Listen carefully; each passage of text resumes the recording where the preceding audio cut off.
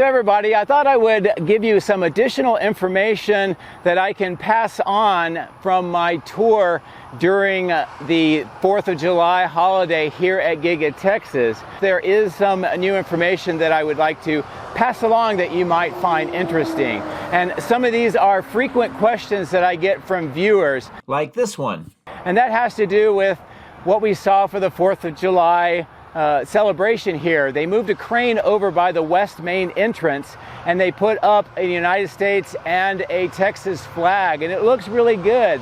Now, I talked to Jason, who is the director of manufacturing here, also the plant manager, about the fact that it did look really good, and wouldn't it be great if they had permanent flagpoles here?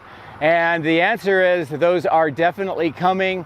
They're going to be significant in size, and the flags are going to be many times bigger than what we saw at the 4th of July. So that work should be commencing pretty soon, and I'm looking forward to seeing some flagpoles, possibly 3 of them, one for the American flag, one for Texas, and one for the Tesla flag.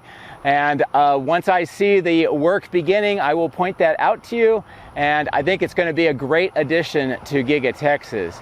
Now, another thing that I did learn, and that has to do with that west main entrance, that stone glass trapezoidal structure that is covered with that stone glass that looks kind of a dark black, and it kind of gives that architectural feature underneath the columns. It does look good when it's clean, but it is a nightmare to keep it clean. And also, they continue to have some structural issues with the stone glass adhered to the base for that structure. So it's got a kind of a work in progress. They'll continue to try to get that sorted and figure out a way of keeping it cleaned. But what we've been seeing with the drone is kind of confirmed, and the speculation that many viewers had about the upkeep of that stone glass surface and what they think about it now once it's installed. So I have a feeling that maybe at Giga Nevada or Giga Mexico, when they build in their structures, that